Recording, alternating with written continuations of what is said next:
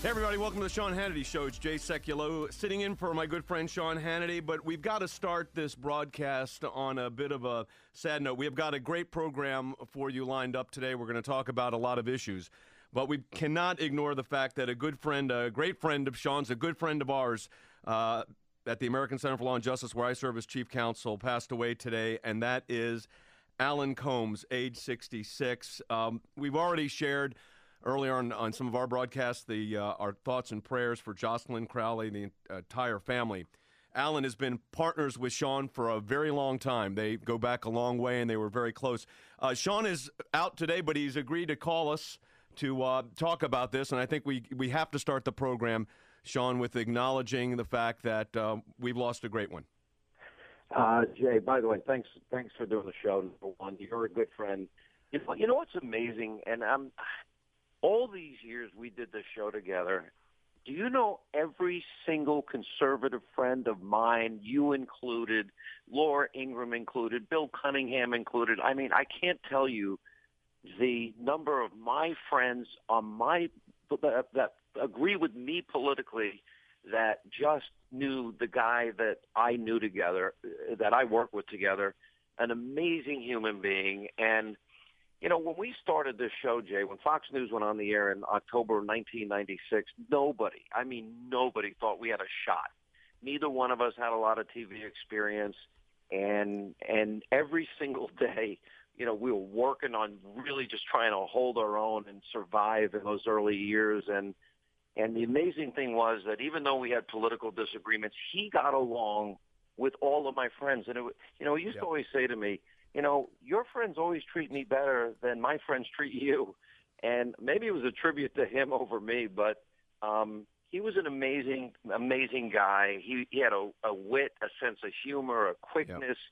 And more importantly, I mean, he was somebody that loved free speech. I'll tell you that we had him, when we're privileged to have him come down and join us at Regent University for a symposium where he was one of the guests, and he was just phenomenal. I mean, this was a guy that loved free speech and did not mind, as you said, Sean, speaking to an audience that didn't agree with him, and they walked away, maybe not agreeing, certainly not agreeing in most cases, but they loved the guy. Yeah, and that was the magic of Alan. And he also, because he had the stand-up comedy background, I can't tell you how many times I've often said that the most difficult people to debate are comedians, because they can switch on a dime. You can think you've got them pinned up against the wall and you made all your great political points, and then all of a sudden, you know, he takes all of the air out of your balloon, and Alan would do that. I want to say that, you know, when we started, Jay, in 96, we never thought we were going to make it very long. And so we really collaborated and really worked hard behind the scenes together to make the show a success. And I know people may remember the fact that politically we disagreed, but the one thing that we always agreed on was that we wanted this show to work, and it really did. It became a huge hit, and we were both so very proud of that.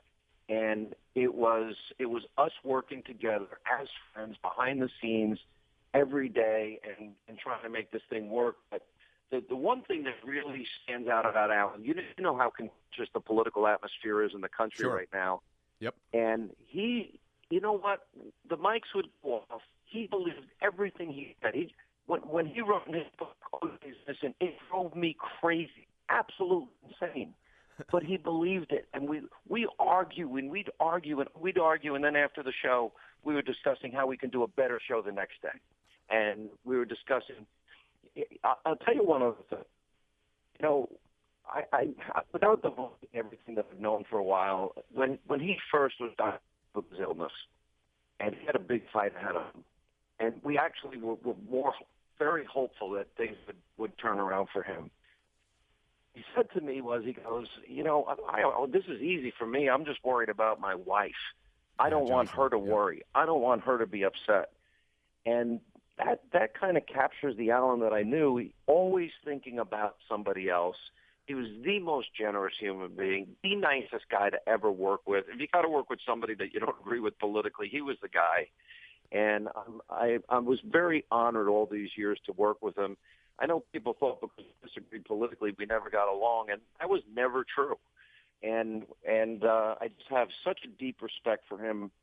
It's a really tough day. I got like a hole in my heart. Yep. I talked to Monica Crowley, his sister-in-law, and she's heartbroken. His poor wife is devastated. They're both wonderful people. They did so much for him, and he did so much for them. And I'm very, very impressed with it really was a tribute to Alan to hear from every single major conservative that ever went on our show today how much they liked him and how much, even though they disagreed, what a good guy, what a great person, what a fun person to be around. And so it's a tough day. It's I deal with everything. The one thing I've always had the most difficulty dealing with is death. And I was hoping this day would never come. I was hoping for a miracle. Yep. And I can tell you this, he went out fighting. He went out with great courage. And even in his toughest, latest moments in life, he was thinking about everybody else but himself. And that's the guy that he was. Well, as you said, Sean, he's a great one. I spent a lot of time with him on your program in the for so many years, but also, as I said, we've had him in a number of events where he spoke in debates and programs, and even at the dinner table with students. Usually, I would have students from Regent University around him, and he was so engaging, so warm. People loved him, and we will not forget, and we will pray for and continue to pray for his family. And he had a wicked sense of humor. Yes. He was a stand-up, wicked sense of timing. And he had a way of deflating, tense moments with that sense of humor. And that made him, we used to always say, Alan's the lovable liberal. And he loved being called that because he felt liberals should be compassionate. He lived out that life in his personal life. And so I have great admiration for him. I have a hole in my heart today. My prayers are so with his wife and Rick Crowley. They're devastated. They lost, a husband, a brother-in-law, and we all lost a dear friend. And I was very proud, very honored, and I feel very blessed to have had the opportunity to work with him, because it was a collaboration. And we achieved more success than we ever dreamed of. When we beat Larry King, we became number one on that time slot. That was a big day. Global.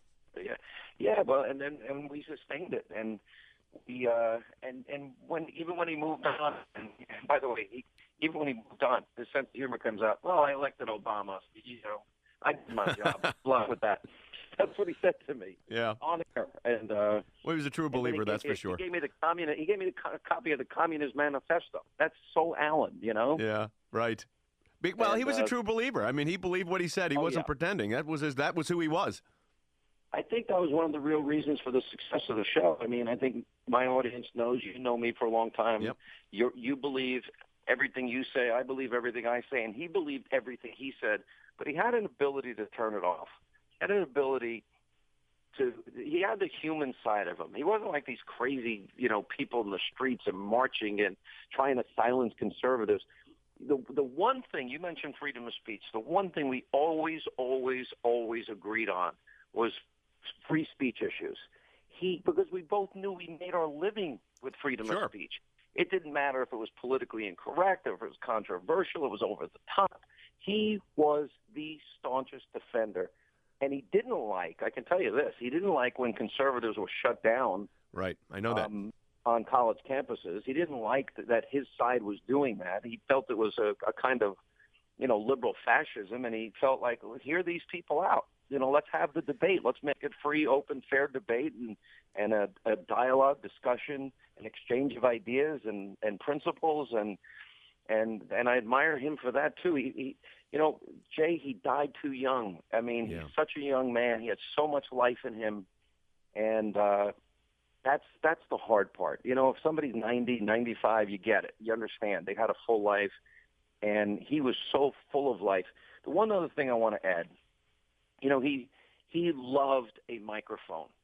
And for his radio audience, and I know we share some audience, he loved every single solitary moment he spent on the air. It was his passion. It was his vocation. It was his hobby. It was his life. Even when he was really sick, and I would see him, he still was. He was pushing through and doing his radio show. And I'm like, what are you doing here? I used to, I'd argue with him about that. I'd say, you need to be resting. You need to be taking care of yourself. And he couldn't pull himself away from the microphone because he loved it. And he loved his audience. And he loved what he was doing. And he loved life. So just because we have disagreements sometimes, you can really see the good in a person. And he represented everything that I would want, that's going to live true to their ideology and their principles.